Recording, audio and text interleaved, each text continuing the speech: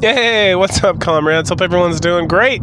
We're here to talk about chapter 41 of Nikke Got Us a Victory, I'm pretty sure.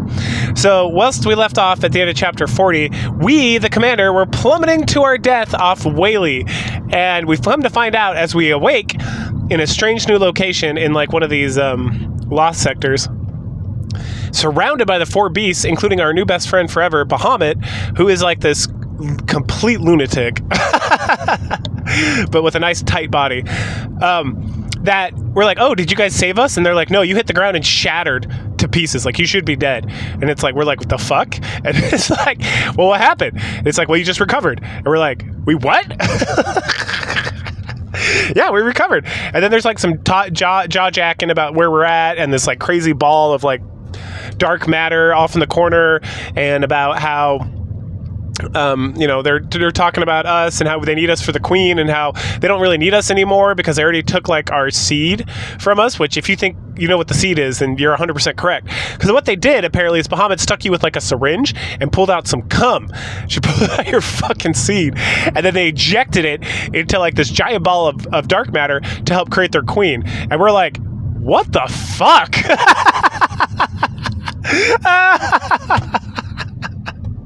And we noticed that we're naked, and then we're like, so you're just going to take me and like insert it in there? And they're like, no, of course not. And then Ziz pulls out Rappy's body. You remember Rappy's body all the way from chapter 3? No, it was later than that. Maybe it was chapter 3. Anyway, a long time ago when her head got cut off and we like grabbed the head and ran off and left the body there. So her body with the two cores, right, with the red hood and the Rappy core. So they toss it in there as well, and they're like, all right, cool, this is going to take care of itself. We're going to go make sure no one bothers us, and Bahamut, you stay here and watch the commander. At which point it's like very clear that we are naked, and we're sitting there, and she's like, all right, we'll guard him, and yada yada yada. So left alone here with Bahamut, who is like reading a book upside down, we get into some funny conversation about how she doesn't know how to read, but she doesn't know how to read, and her vast intelligence allows her to read things upside down and backwards. And then also we talk about how her glasses that she's wearing have like no lenses, and that, yeah, of course not. That she wears the glasses because it helps make her look smart, even though she's clearly, she doesn't need it. She just feels like it helps other people understand her vast intelligence as well. And there's back and forth, and we want to get the fuck out of here. So we're like, hey, can we go use the bathroom or something?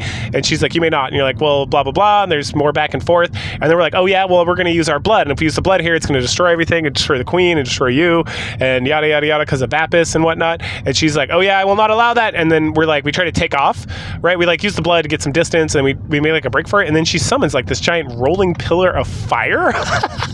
Fuck. It starts chasing us and like evaporating everything behind us and whatnot. We're like, fuck, fuck, fuck, fuck, fuck. And then all of a sudden, my dream girl, Liberalio, rolls down, and she turns it all into water, like she evaporates it with her water powers, and then grabs us and takes off. And we're like, holy shit, thank you so much, my dear.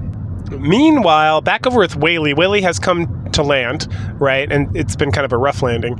And so Rappy with Mattis, they're all pissed off about us missing and about the things that happened with Ayuta. And they get to like real heated conversation about like being done with the four beasts bullshit and being done dealing with their nonsense. And like it's time they just put like their foot down. And there's a lot of back and forth about that. We also, Pinocchio and Reptilian like have a little conversation about him being okay because he's like only human, and this Whaley kind of crashed. Not completely, but it was like a rough landing and all that stuff. And so then they have landed close to like the lost sector, right, which is like a white arc. Everything's all white like before. And they're like, all right, let's go find these bitches and take care of it. So Laplace, Maxwell, Drake, and Rappy all hop off, and they start heading over to the arc. And then they get they meet up with Bahamut, Ziz, and Leviathan, and there's a lot of back and forth with them before Rappy's like, you know what, I've had enough of this bullshit, let's do this. And then they start fighting. Back over with the commander and Liberalio, there's some tense conversation about like what's going on and why did Liberalio like save us, and she's like, well, I need your help, because she's like, well, I don't really need your help, I just like saving you. And then we point out that she's clearly exhausted, that she used a lot of her energy not just to save us but to fight the four beasts before, and just like that she was involved in something which we know is the Eden's when she got hit by Eden's spear, right? That kind of like exhausted her and made her far less powerful because she's still kind of recovering from that intense blast, right? But she doesn't really bring that up. She kind of like dances excuse me, dances around the whole subject. So we talk more about that, and then we talk about what are the four beasts trying to construct over here, and like what's going on with all that. And she finally reveals to us that the dark matter that all the four beasts are like engaged with is dun dun dun. It's the blood of the queen. Yep. So when Cinderella like blasted the shit out of her, knocked her out of the sky, and all that stuff, she bled all over like the earth, and that it was this dark matter. And the dark matter is like self-reproducing, and that the concern that Liberalio has is that the queen needs to come back and take care of it, because if she doesn't, the dark matter is going to take over the entire surface of the planet.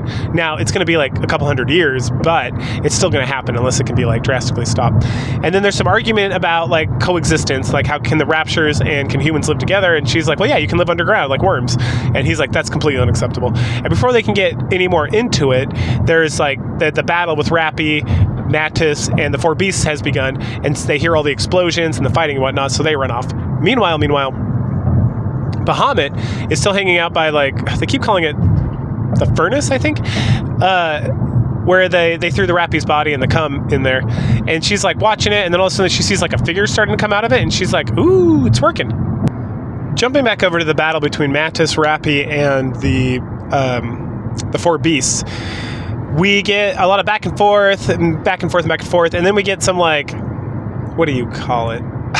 Comedy relief with Laplace and Drake. So first of all, Laplace is like, it's time for my ultimate attack, and she uses her new hammer attack, Mjolnir, to do like her ultimate strike, and as she charges it up, everyone's like, oh shit, that looks really impressive, and then she tosses it, and it just like hits the ground and does nothing, and then Maxwell's like, did you read the fucking instructions? And Laplace is like, what do I need instructions for? I'm a hero.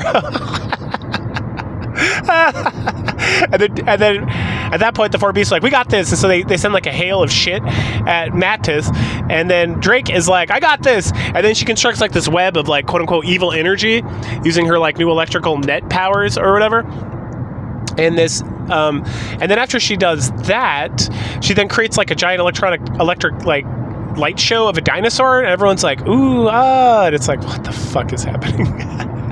Finally, the four beasts have like had enough, and so then Ziz and Bahamut transform into their giant like robot forms, and then the battle commences with some more back and forth with all the fighting and stuff. Maxwell gets involved and all that good stuff. All right, so now the battle commences, and it's back and forth, right? They transform into the giant bull and the birds, Ziz and Behemoth, and they go, but then Drake and Laplace step up. They literally grab Bahamut by the horns and crash her to the ground, and then Drake grabs Ziz from the air with her electrical net and crashes her to the ground as well, and then Maxwell blasts the shit out of her, and then the beasts they shrink back to their normal size after getting turned up by Mantis. And Leviathan comes up, and there's like a little bit of attempt for conversation before Rappy's like, fuck it, let's do this. And so right as she's about to blast the shit out of Leviathan, she covers the entire area in a thick layer of dark matter. And she uses this to teleport around the arena and just help the four beasts completely blindside Mantis and Rappy, and ended up knocking them into the wall, smashing them into the dirt, all this stuff, and they're completely defeated and helpless. And at that point, Leviathan's like, let's take them and throw them into the furnace. They can be melted down. And just as Behemoth and Ziz are about to pick them up, drag them to their doom, there's a brilliant flash of light. And then Leviathan and then Siren, like you hear a stop, and everyone stops, and it's Little Mermaid. So Little Mermaid comes down, and she's paralyzed everybody. And then she goes to Leviathan, and she's like, hey, hey, it's me, Levy. What's going on? And they have like a little conversation, and Leviathan's like very like shocked that Little Mermaid's here, and she's like crying, and everyone kind of wakes up and like, what the fuck's going on? Who's this? And Cinderella and Grave show up too, and Rappy's like, and everyone's like, holy shit, is this the girl you were looking for? This is Little Mermaid. This is awesome. And they're all kind of like celebrating their like victory here, because Leviathan's like, hugging Siren, and the other two beasts are like, what the fuck's going on? And everyone's kind of calm for a moment, and then Bahamut like runs the fuck over, and she's like, run! And it's like, what? Because all of a sudden this like black form, which is like, it looks like a child form of Rappy that's completely covered in like starlight and dark matter and whatnot, comes forward, and then all these black hands start coming out and starting to grab at everybody, and it grabs Bahamut and drags her down in the muck and absorbs her, and everyone's like, holy shit. And then like her weapons get mimicked by this thing, and then all of a sudden so that Mantis like fires her electricity attacks in there as well, and then it grabs them up as well. It grabs Maxwell up as well. Meanwhile, we are still racing with Liberello over to this battlefield, and in the distance we see this like gigantic explosion and all this stuff, and it completely alters like everything, and everything starts shaking and whatnot. And then Liberello's like, "Oh fuck!" And it's like, "What's going on?" She's like, "I can sense a new queen awakening," because she's got this like gene thing, right? She's the gene reaper or whatever, and this individual that was created, this new queen, has more power than even the original queen had.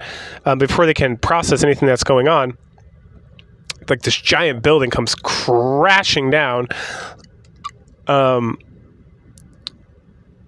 the city, as like this as a gluttony tries to devour this new queen. And we pause there with that, right? We head back to the Ark, and we focus now back on Anise. So TT Star is practicing. Miss is delivering like all her very heavy-handed, like tough love about all the shit that's going on and all this stuff. And then she brings up smile time, and everyone's like, ooh. And this is smile time was this whole thing that TT Star had to do, where Tetra was trying to get them to be like the enemy of the Ark, and they had to smile no matter what. Not an enemy, but like what is it called? Like the people of the Ark could get all their frustrations about the failure of the reclamation wars and stuff out on TT Star, and no matter what, they would just keep smiling and stuff. And then the whole thing was this huge debacle, and it left some people dead from it and stuff. And we don't learn too much about it. But we do learn that like TT Star is like going to perform in this thing, and that there will be members who were like around for this whole smile time thing, that they're going to be around in this crowd. And then everyone's like super shook up by this whole situation, and they're super concerned. But then Anise, who's already dealt with all this stuff, rallies them and is like, "We're not here for them, we're here for our fans," and all this stuff. And then they head over to like where they're going to do their like introductory little like show or whatever, and they're ambushed by this obnoxious like live streamer who corners and harasses them because of internet clout, right? And he aggressively shakes a soda can and blasts it at Mint, like, which is what's the whole smile time thing. He's like, "Oh look, you got a smile, we're at the smile time."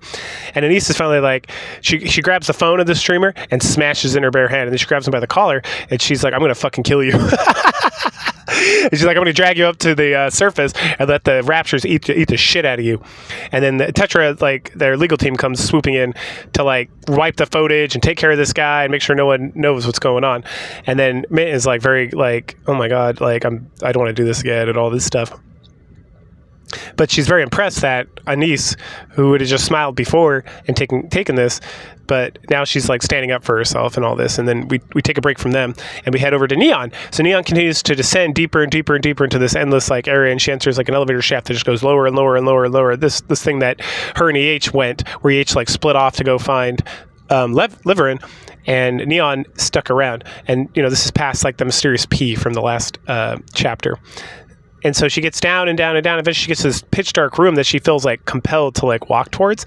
And then she gets surrounded by a horde of zombies. But not zombies. Deep. You remember Deep from fucking Rappy's story? That she was that giant breasted woman who spoke with Red Hood about like the Rapture Corps that's running the elevator and running the Ark. But these are all like a bunch of Deeps. Like exactly the same like mass produced Nikke kind of situation, right? And they're all crawling towards Nikke, and she turns on her light and she's like, "Holy shit." And she runs, and eventually she ends up in this large room, and in there we get like Jion, who is Sayun's sister that we got from Wisdom Spring, and she runs in and she's like breathing heavily and stuff, and she's like, "Holy shit, you gotta chill." And then Ether comes in too, and they confront her and talk about everything that's going on. So they reveal that Neon accidentally bypassed all the MMR like kill zone, like the Deep, you know, all this stuff where it's like you take the elevator down and you only come down at certain times, and the passwords and everything. She just like walked on in, and they're just like shocked that she was able to do that. And they're talking about how they're gonna have to like wipe her memory and stuff, and it's like all these things. And the Neon is like, "Well, look me up," and they look her up and they can't find like anything about her or whatnot. And so then Jion wants to do like a neural scan on her because they can't figure like what's going on with her, how she bypassed everything, how everything was like allowed. And she's like, "Okay, if you let me send one text message, I'll let you do that." And the text message is to us, and it says firepower, right, to us, Anise, and everyone else. And that was specifically to Anise, so that Anise and TT Star, her squad, won't come and look for her. And then Jion is giving like tea to her and all this stuff, and all of a sudden Neon's like, "Ooh, I felt a little dizzy or whatever," and she's like, "Yeah, we drugged you real good." we drugged you with like a corruption protocol to make you like defenseless so we could get into your brain and kind of figure out what's going on. And then Neon begins to slip into unconsciousness while Jian and Ether like, you know, cavort and try to figure out how they can get access to all the information that Neon supposedly has. We then jump over to EH, who is still, you know, very sneakily stalking after Liverin and deep inside the underground tunnel. And she gets to like a very deep, dimly lit room. And we find out that Liverin is being blackmailed again by Sixo, and that there's this other lady there. I'm trying to remember what her name was. I don't think I wrote it down. But she stole. Logi, I think, or Rogi, something like that. And then Liverin has this package for Sixo, and Logi's there as like a puppet of Sixo, and she opens it up, and it's Hammering's head. What the fuck? And it's full of all the E2 crystals that were stuck in there, right? And so Logi then chisels off some of these crystals using like a Godesium tool or whatever to get like a finger-sized stale sample of this thing, and she like EH like jumps out and is like demands to know what's going on, demands that Sixo stop, and talks about how like having this thing here is going to destroy the whole arc and all this stuff. And Sixo is just like tee-hee, revealing that she's the one in charge of like the mist. She's subverting all the authorities, right? We learned this from all the different like Moron's introductory story and D-Killer Wife and all this stuff. And that Sixo is going to initiate a second terrorist attack here, and that he's operating because she's operating because they're all women. Sixo's AI, Sixo wants to overthrow Enoch and prove that she's worthless and all that. She's got a lot of like hang-ups about Enoch, which we'll learn more about later. And so she's like, hey, you should join me and all this stuff. And Sixo AH is like, absolutely not. And so she opens a wall right there, Sixo does, and shows that it's the middle of the day and they're right next to like their downtown, and that they're using like a signal jammer to prevent EH's exotic, the bomb collar from going off, which would execute her, which EH actually wants, so that she can end this thing before it becomes like a huge issue. And then Sixo demands Logi hurl the bottle with the little shaving of E2 crystal against the wall, or out of the wall when she opens it up, which will cause like a massive casualty attack, or like a massive casualty, because these crystals are going to see all the electricity and they're going to go fucking wild.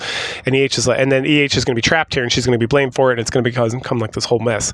Meanwhile, unaware of any of this shit going on, TT Star and Avister are talking about healing and their mutual forgiveness for one another, and they're having like shaved ice and they're just like chilling and stuff right there, like in the downtown area roughly. And then all of a sudden they go from like this nice healing moment with like good vibes and like feeling like they can move on from like smile time and all this stuff, and then they hear like a crackling noise, and Anise like instantly recognizes it, and she's like, these crystals start erupting everywhere, and she's like, we gotta fucking run now. And so they start running, and then Anise starts grabbing people up, and right as the E2 crystals start blowing up in the center of the arc. And that's where the story ends for chapter 41. So we'll pick up in a couple weeks for chapter 42. So go ahead, like, share, subscribe, comment, and I will catch you guys later.